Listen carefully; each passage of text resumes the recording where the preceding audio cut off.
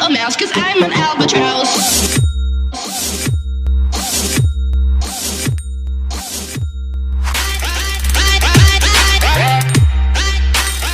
I'm an albatross.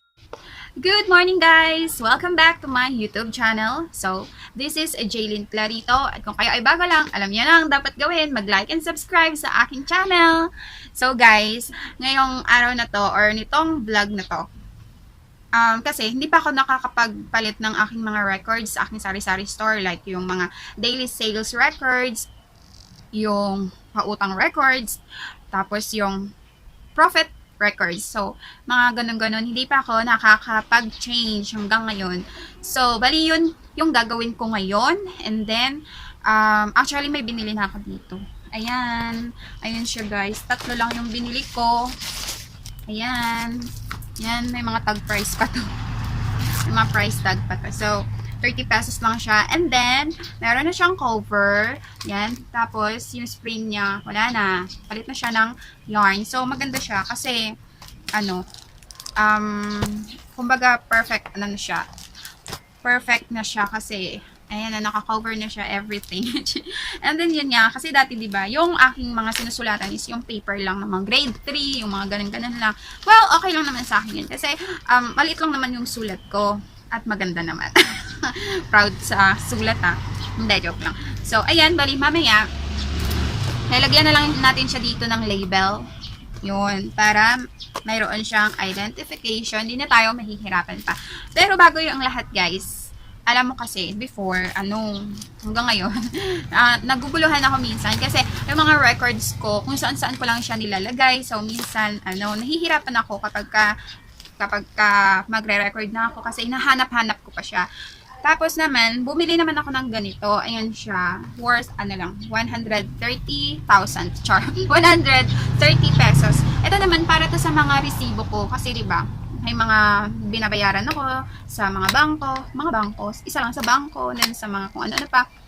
Yun. So, dito ko siya nilalagay. So, maganda siya kasi meron na siyang mga, ayan, yung ganito-ganito. So, organized na siya. So, ayan, madali lang siyang hanapin. Hindi ka na, dati kasi hinahalongkat-halongkat ko pa yan. Tapos yung mga resibo ko nagkakahalo-halo. So, now, ideal na to para sa aking mga resibo. Pero, syempre, kailangan natin meron tayong lagayan.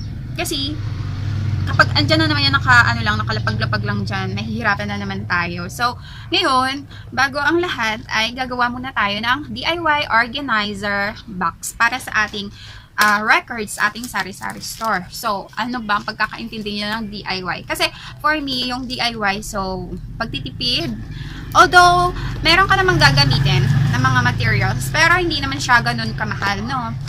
Yun. And then, for me, DIY also is for creativity. So, alam mo, pag nagdi-DIY ka, na ilalabas mo yung pagiging creative mo, yung ideas mo na ilalabas mo. Kasi, yung iba, yun nga, na ilalabas yung pagiging creative. Oo nga, kasi yung iba may tinatago na mga kagalingan, pero hindi nila mailabas. Pero kapag nagagawa sila ng something na ilalabas nila yun, yung kanilang mga talent na ganon. And then, for me, DIY is also customized. So, for customize siya guys. Nako-customize mo yung mga bagay na gusto mong gawin. Alam mo kasi, yung organizer box, nabibili naman yan kung saan-saan. Pero, syempre, minsan, sasabihin mo, sana ganito yung size. Sana ganito yung design. So, ayun, kapag ikaw yung gumawa, nagagawa mo yung gusto mong size, yung gusto mong kulay, yung gusto mong ayos, kumbaga ganun. So, ayun, ang dami ko na namang daldal. So, ngayon guys, samahan niyo ako sa paggawa ng organizer box para sa ating records, sa ating sari-sari store.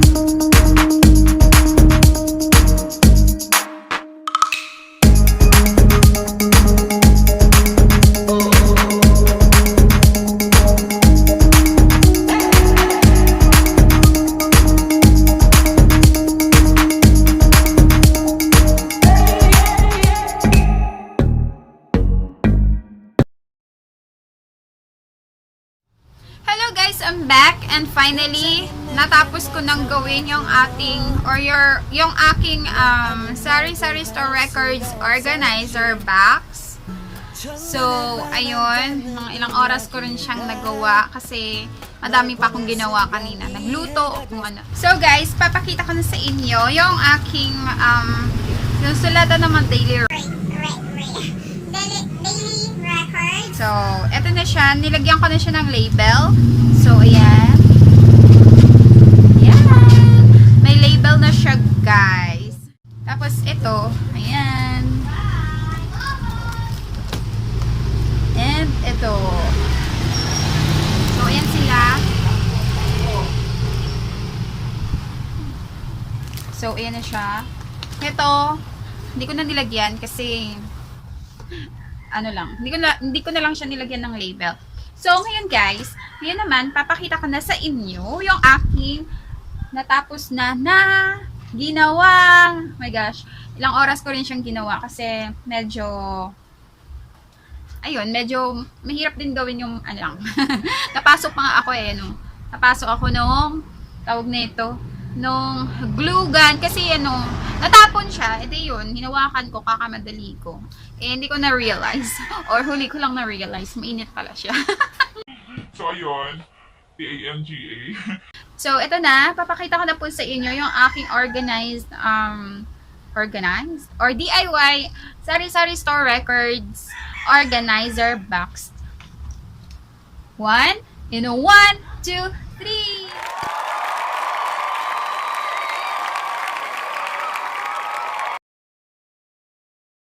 Explain ko sa inyo kung bakit ganito yung aking nagawang organizer box. Kasi ito, ayun, sinukat ko siyang ganyan. So, ayan.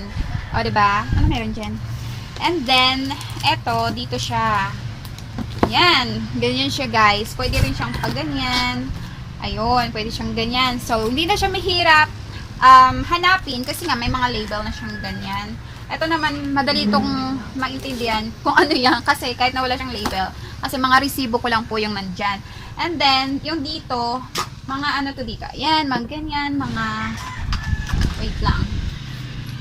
Mga ganito, mga ballpen. Ayun. Pwede rin siyang cutter. Cutter dito, cutter doon. Ito naman, ayun. Diba? Kasyang-kasya lang siya, guys. Pero hindi ko to sinukat, Pero, bala ko talaga dito is para dito. Yan. Para hindi na ako maghanap-hanap. Pero, ayun, kasyang-kasya naman pala siya. Ang galing ko. And then, ito, pwede din dito. Tapos, itong roller, pwede siya dito. And then, ano pa ba yung pwedeng ilagay dito? Ito naman dito, guys. Ayan. Sinadya ko rin yan dyan. Para dito sa aking wallet. Ayan. Yan siya. So, dalawa yung wallet ko. Ayan. Para hindi ko na, poproblemahin pa kung saan ko siya ilalagay. So, ayan, dito. See? Kasyang-kasya lang talaga, guys. Parang nagsakto lang talaga siya. And then dito, pwede kang maglagay rito ng scotch tape or ng glue. So, ayan na siya, guys. I'm so proud of myself again because I made this. So, ayan na siya. Ito na po yung aking creation. So, for sure po, hindi na magiging mahirap para sa akin yung paghahanap at paglalagay ng aking mga tools like this and aking mga ganito. Kasi meron na po tayo organizer box. Ayan. Madali lang po talaga siyang gawin. Alam mo yun, cartoon lang. Alam mo yung cartoon na nilalagyan lang ng ating mga paninda. So, ayan. Kailangan lang talaga ng effort. Konting effort lang naman. 갑자기 내게 나타나준 너 난 아무 말도 할 수가 없었지